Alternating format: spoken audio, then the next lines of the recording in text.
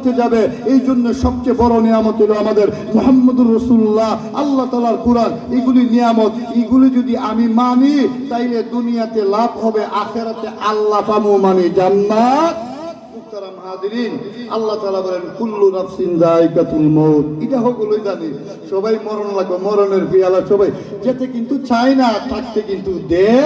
আজরাইল এমন একজন, তার নাম যে আজরাইল যতখানে সে আইরোজ, কারণ কবর হইল একাকৃত্যের ঘর, কবর হইল পোকামাকড়ের ঘর।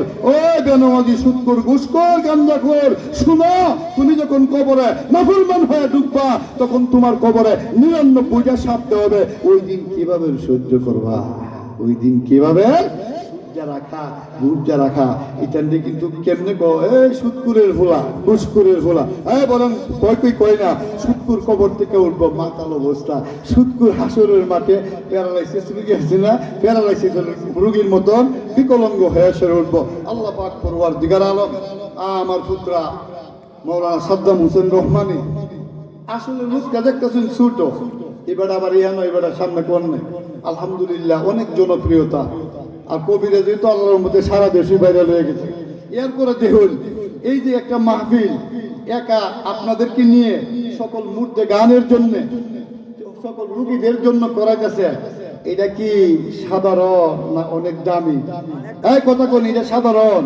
কারণ সবাই তো করতে পারে, কিন্তু সবাই তো নেক কাজ করতে পারে না। কারণ নেক কাজ করার মন মানসিকতা, নেক কাজ করার তৌফিক স্বয়ং রব্বে কারীমের পক্ষ থেকে দিতে হবে, মন তৈরি করতে হবে। কারণ এই নেক কাজ চালু করে গেছে, কবরে বসে বসে আল্লাহ তার কবরে সওয়াব দান করবেন, বাবার কবরে সওয়াব দান করবেন। প্রত্যেক করে হারাম রোজগার করে, হারাম উপায়ে বাড়িঘর করে দিয়া যদি কবরে ঢুকে, যতদিন পর্যন্ত কবরে থাকে, হারাম উপার্জন করে যেহেতু দেওয়া গেছে, তার কবরও গুনাহ লিখতে থাকে। তাইলে কোনটা সওয়াব আর কোনটা বালা? নিজের প্রশ্ন করুন, ইস্তাফতি কালবান, নিজের দিলকে প্রশ্ন করুন। ভাইজান দোস্ত, কেউ দুনিয়াতে থাকতাম না। এই জন্য আমি আপনাদেরকে অনুরোধ করব, যদি আমি 5 ওয়াক্ত নামাজ পড়ি, আল্লাহর নবীর সুন্নত মতে চলি, তাইলে জীবনটা সুন্দর হবে। বিবিকে পর্দা করাইবেন, মেয়েকে নামাজ পড়ার জন্য বলবেন, ছেলেকে নামাজ পড়ার জন্য বলবেন, হালাল উপার্জনের চেষ্টা করবেন।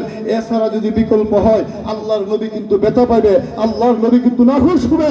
আর নবী বেজার হইয়া গেলে আপনার আমার উপায় নাই। তারাম হাজিরিন, বাচ্চা মানুষ মাওলানা সাদ্দাম হোসেন রহমানী, আমরা দোয়া করি আল্লাহ তাআলা তাকে যেন তরক্কি দান করুক, নেক হায়াত দান করুক। সবাই বলেন আমিন। আর আজকের মাহফিলের প্রধান অতিথি তো আপনারা জানেনই, নাম বলার দরকার নাই। উনি তো ইনশাআল্লাহ যত সময়ে ইনশাআল্লাহ উপস্থিত হবেন। ইনশাআল্লাহ আমরা প্রথম থেকে নিয়ে শেষ পর্যন্ত কেডা থাকবো, হাত তুলে দেখার। আল্লাহ তাআলা কবুল করেন। সবাই বলেন আমিন। হাদিস শোনায় গেলাম, শেষে দোয়া করে যাবেন, 50 লক্ষ নেকি আমল নামায় দান করা হবে। আপনাদের গ্রামে আমাদের অত্যন্ত আদরের স্নেহের দুবাই সিরাজি সাহেব, সুমধুর কণ্ঠের সুর, আলহামদুলিল্লাহ অনেক ভালো।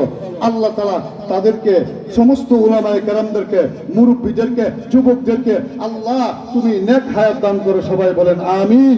বিশেষ করে এই ইত্তারপুর গ্রামের আমার ফুফু আলাউদ্দিন সাহেবের মা, আমার ফুফু লাগে, উনিও ইন্তেকাল হয়েছে। সমস্ত কবরবাসীকে আল্লাহ তাআলা মাফ করে দেন। সবাই বলেন আমিন। সমস্ত রোগীদেরকে অনুনাজ্জিলু মিনাল কুরআনি মা হুয়া শিফা, আল্লাহ তোমার কুদরতি ফার্মেসি থেকে ওষুধ দিয়া সমস্ত রোগীদেরকে ভালো করে দাও। সবাই বলেন আমিন। ওয়া মা আলাইনা ইল্লাল বালাগ। আসসালামু আলাইকুম ওয়া রাহমাতুল্লাহ।